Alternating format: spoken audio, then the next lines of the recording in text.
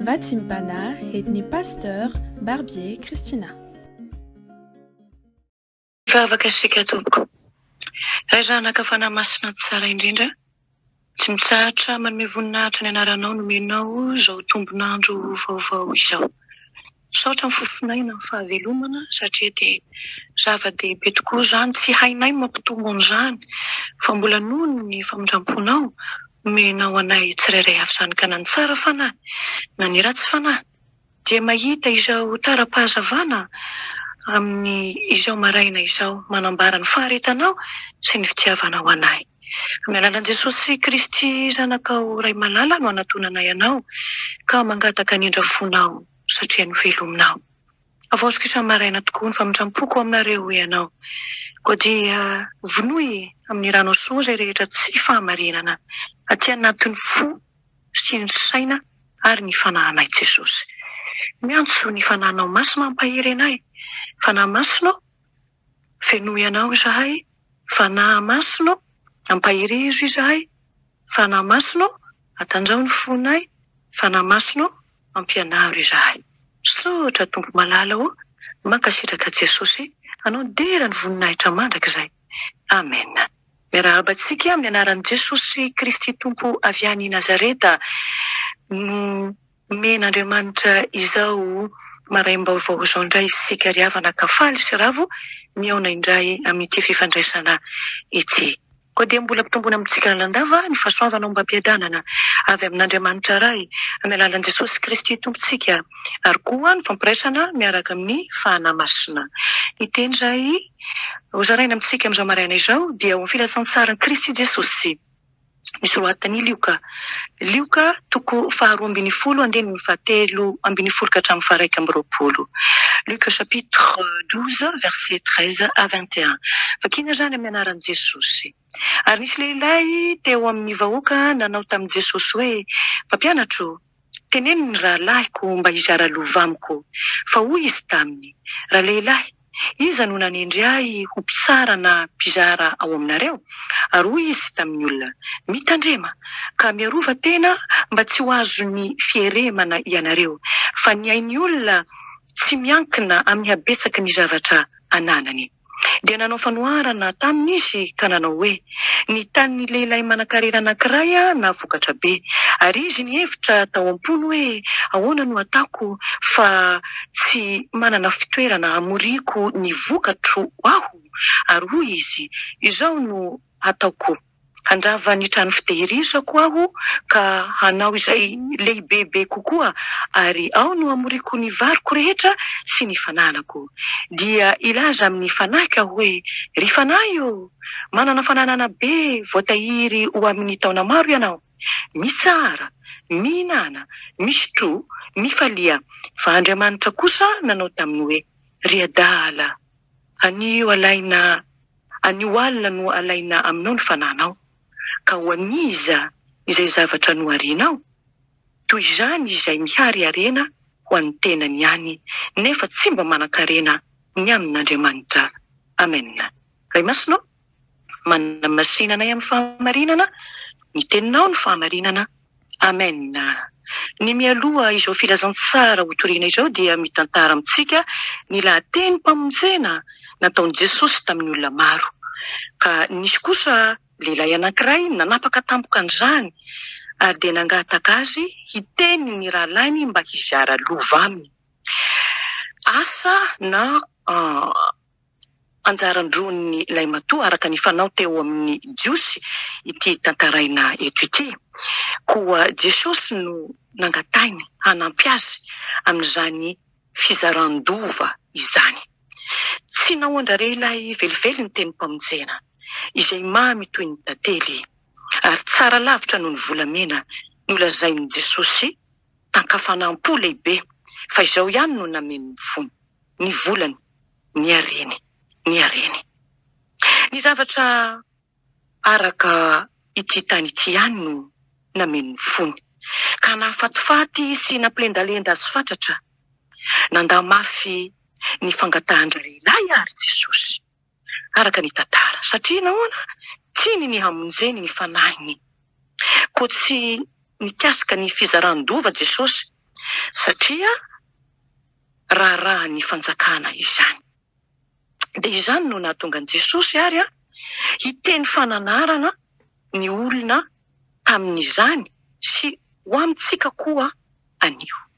Hoy ary ny lohateny ny fampianarana anio hoe tandremo ary ny fieremana izay mampidodoza ny fanahinao sy ny fanahiko. Ary ny teny Jesosy tokoa dia milaza an'izany, mitandrema ozy ka miarova tena mba tsy ho azo ny fieremana ozy ianareo. Fa ny ain'ny olona mantsy tsy miankina tokoa araka ny voalaza ny tompo eto amin'ny habetsahany ny zavatra ananany. Inona no natao hoe fieremana? Ny fieremana ry havana dia faniriana mafy dia mafy ny zavatra tsy ananana ho azo. Izany hoe matematika rena ohatra, ary koa tsy fahafoizana izay azo rehefa manana. Dia izany favoazany fieremany fondra lehilahy izany no nahatonga an' Jesosy ary nanao an'ity fanoharana na tantara ity izay hodinitsika izao. Voakarakaran'izao lehilahy mpanan-karena izao tsara ny volany, napetrany tamin'ny tanimboly, dia toy izay ataontsika koa ankehitriny. Fa ny fametram-bola amin'ny tany dia tsy mba mahafaty antoka. Ny sasany amintsika koa dia mametra-bola ataontsika hoe any amin'ny banky mba hitombon'ny vola. Tsara daholo izany.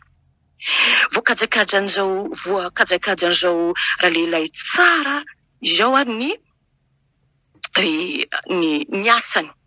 Hainy tsara ny namantatra ny taom-pamafazany. Ny asa izy ka nahalonaka ny tany izy, tahaka antsika koa miasa fatratra ny tany ka mahavokatra azy. Masaka ny tany ary dia be dia be ny vokatra. Zina ary dia ambinina koa izy.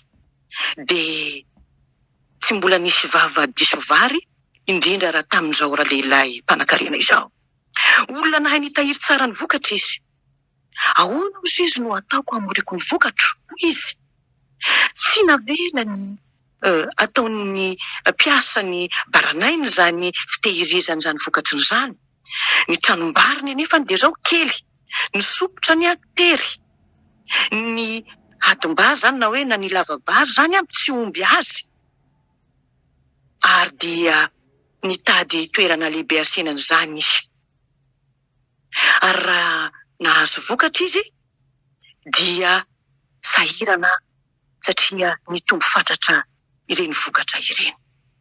Koa tena azo deraina tokoa ity lehilahy ity ry havana, izay sady mpanan-karena no nitombo harena, fa voakarakarany tsara ny tsy nahaveriny volany, voalaminy tsara koa ny asany sy amandrarahany, mahay mitahiry tsara ny vokatriny izy. Tena tsara koa izany alay tahaka. Ary Andriamanitra koa dia mankasitraka ny olona miasa.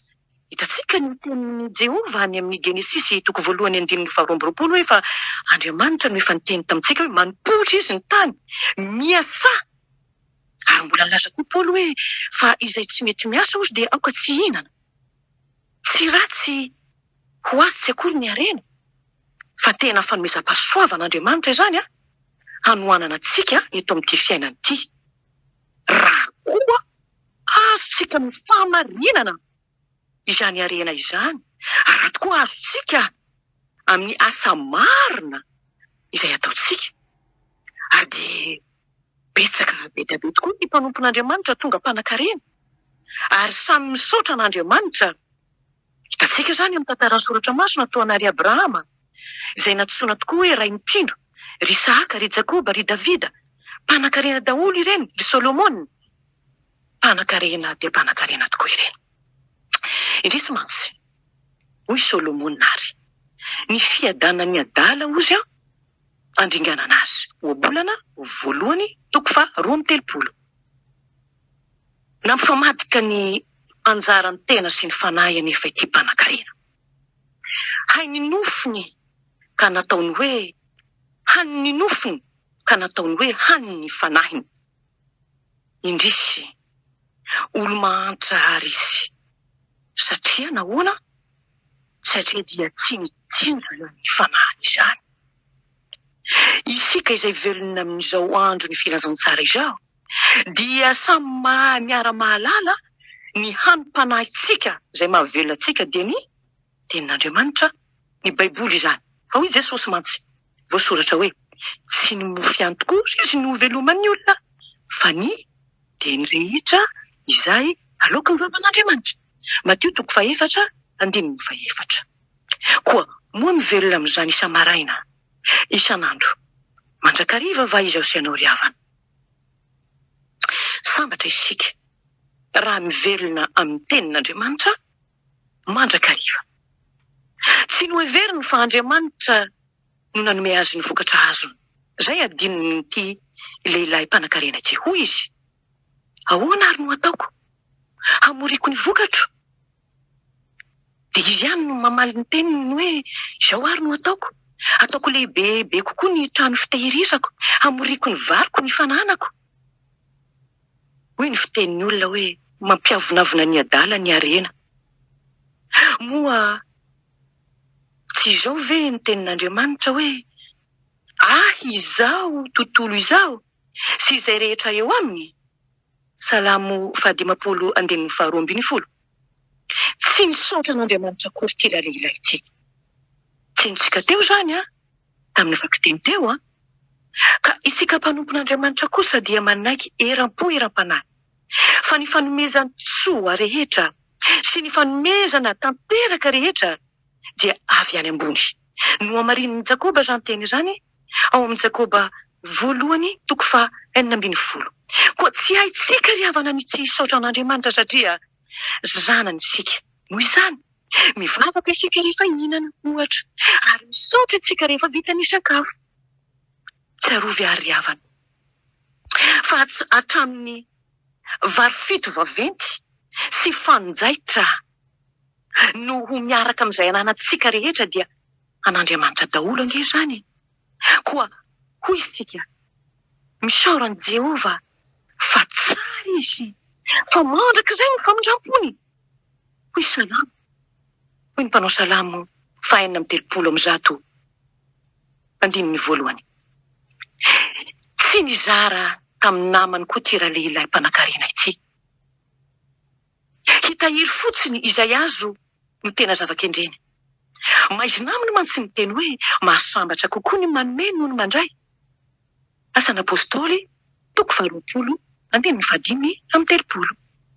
Ny arena ananantsika dia hiantrana ny mahantra sy ampandrosoana ry havako ny fanjakan'Andriamanitra. Fa hoy ny teny Jaona Apôstôly, ary izay rehetra manam-pananana amin'izao fiainana izao ary mahita ny fantrany ny rahalany ka mihiry mibelona aminy, ahoana ny toerany ny fitiavan'Andriamanitra ao aminy? Teny izay amperitreritra izany. Mpizara amin'ny namanao ve ianao ry havako? Sa ry ilay mpanao ampimamba? Nanjehy ny andro lava izy. Haharitra taona maro hoy raha lehilahy mpanan-karena adala ny iainana amin'izany fiadanana izany. Hoy izy, koa dia nanao programany fiainana izy dia hoy izy hoe mitsara. Zany hoe tsy hiasa intsony izy satria be loatra ny vokatra efa nangoniny. Mihinana, ny kibo no mantso no andriamaniny. Misotro, mety angamba koa zany misotro zany, ao tokoa mety zava mahamamo. Mifalia, mety te hanao lanonana foana izy isaky ny mietsika. Handihy, ambonin'ny loza. Kanefa dia loza ho an'ny olona izay mioro-po amin'ny zavatra momba nyity tany ity. Fa raha vantany vao natsiaro ny fiadanana araka ny nofy ilay mpanan-karena tamin'io alina io ihany tokony ho teo ampandriana indrindra angamba dia injay toa kotrobaratra remafy no feon'Andriamanitra nanao taminy hoe ry adala. Anio alina no alaina aminao ny fananao. Ka ho aniza moa izay no arinao?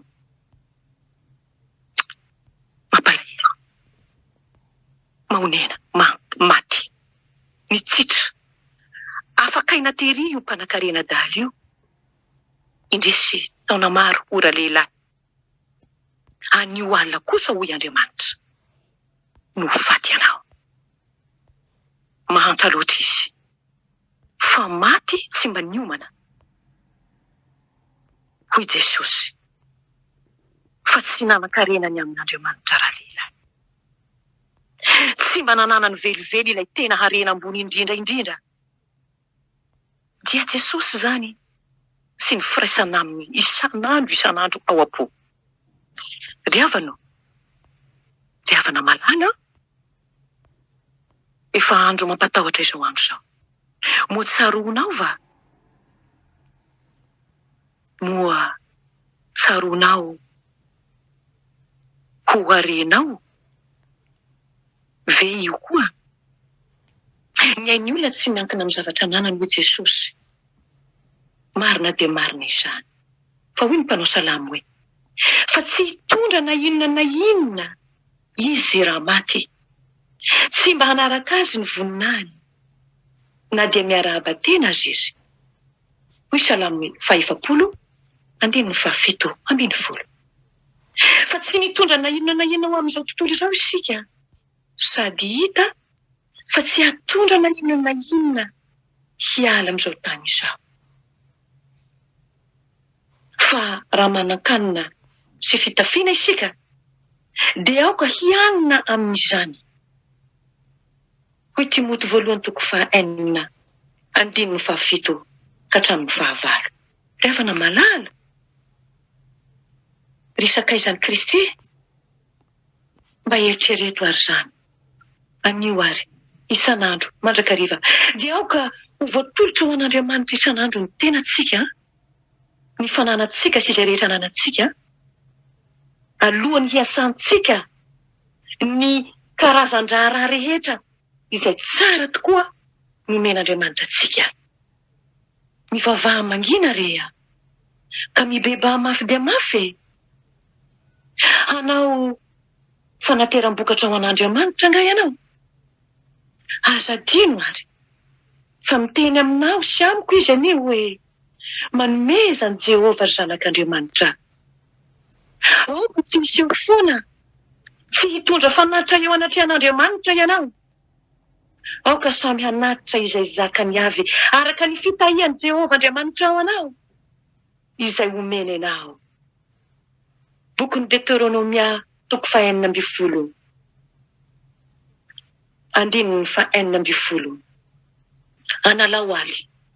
analao ary ny volom-bokatra rehetra amin'ny tany avy amin'ny taninao izay omeny Jehovah Andriamanitra ao anao mbola hoy indray Deutéronomia 9:20 ary entonareo ny fahafolon-karena rehetra ho amin'ny trano firaiketako i Jehovah tompony maro ka ampidinako fitahiana mananambiampy ho anareo hoy Malakia 3:17 atao ampifaliana ny vokatra fa ny mpanome ampifaliana no tian'Andriamanitra mba hanao be araka izay azo atao ny mpanao vokatra fa izay mamafy kely dia kely no hojinjainy fa izay mamafy be kosa dia be no hojinjainy hoy Paoly amin'ny Korintana 2:7-9 hita fa ny olona mazoto manome araka izay ilainy ny tompo dia omeny tompo toky fatratra fa analana vao mitombo fa hoy miteny Andriamanitra mahay mampitombo ny fahasoavana rehetra na dia analana aza Korintana 2:7-8 ary na ohatrinona laninao dia honerako zany rehefa miverinao Luka 2:10 tsaroanao va ny novidinanao lafo tamin'ny famonjena vitan'i Jesosy Kristy teo Golgota tsy vola aman-karena tsy harena mora aloha sy mora simba na volamena na volafotsy fa ny rany Jesosy mividy ny ainao sy ny aiko no mbola mahatoy izao anao amin'ny fananako sy fanananao io, amin'ny fanomezam-pahasoavana izay nomen'Andriamanitra isianao io. Tsarovy izany, koa engany ka ho tahian'Andriamanitra isika, ka tsy mba hisy hanaka n'ilay lehilahy mpanan-karena-dana izay tsy nanana an' Jesosy ho tena hareny, ary tsy nahafoy ho an'ny manodidina sy ho an'ny hafa, fa izay toerany harenareo mantsoa ny Tompo dia any koa ny fonareo i Jesosy. Ho tanteraka eto amintsika ny hira fanaontsika hoe: ho avy lalandava izao rehetra izao, hitondra harem-behivava ho eo an-tongotr'aho. An'ilay manan-karem-pahasoavana ny dera sy ny laza, antsika kosa ny fiomanana, ny fitandremana, ary indrindra ny fitandremana ny fieremana izay mampidodoza ny fanahintsika. Halleloia, amen. Vavaka isika Tompo. Saotranao indrindra Jesosy amin'ny filazantsara soa, mitorianao indray ho aminay amin'ity anananay foentry, ahafahanay manomana solika fitaiza tahaka an'ireo Virjiny dimindry. Tongotra ny andro Jesosy, hiatrika fitsarana izahay, hanambarana ny vitanay tetsy an-tany. Mbola tsy tonga izany fotoana izany ka manomana anay ianao, manakoako maneran-tany ny filazantsara no marina, mitondra anay amin'ny fahamarinana sy ny fahamasinana, mba tsy hitondranay tena tokoa tahaka ny adala tahaka n'izao mpanan-karena izao, tsy nijery ny fanjakanao ary tsy nijery ihany koa ny hafa. Tompo, mamindra-fo aminay raha sanatria anananay izany toe-pony ilay mpanan-karena izany. Amboary izany Jesosy, fa ianao ihany no mahay manova ny fo vatonay, hatonga anay hanana fitiavana agape tahaka anao Andriamanitra. Adeta io ny teninao, aina ho an'izay mahazo azy ary fahasalamana ho an'ny nofirehitra, ka ny fanahinao mahery anie hanova ny fomba fanaonay izay tsy mifanaraka amin'ny sitraponao, hanova ihany koa ny toe-tsainay sy ny toe-ponay izay tsy manome voninahitra ny fanjakanao. Tanterao ary aminay tsirairay avy ny tsodrano raha makivaky ity herinandro vaovao ity zahay, dia ilay teny maminao tokoa tsy miova ary maharitra mandrakizay manao hoe: fa ny fitiavan'Andriamanitra iray nanomezana ny zanan'ilay tokanao, fa efa tonga ny zanak'olona hitady sy hamonjy ny very. Ny fahasoavan'i Jesosy Kristy nolazainy amiko sy aminao tokoa fa ampoanao ny fahasoavako, fa ny heriko dia tanterahana amin'ny fahalemena, ary ny fiadanan'i Jesosy Kristy mihodotra noho ny fahalalana rehetrany, hameno ny fo sy ny fanahintsika, ananantsika fitiavana ny fanjakan'Andriamanitra sy ny hafa ihany koa. Hoy ary ny tenin'ny Tompo amin'izao anio zao hoe: mangatà dia omena ianareo, mandondona dia ho voana. Eny izay mahafoy ho amin'ny Tompo no azo valom-pitia manomboka ety an-tany ka hatrany an-danitra. Ho atolotra ianao Jesosy, ny siatra, ny haja, ny dera, ny voninahitra, ny hery, ny fahefana. Efa nao rahateo izany, ary mbola ho anao mandrakizay. Ho anay kosa ankehitriny ny fitiavana agape, ny fifaliana manompo anao. Alleluia, amen.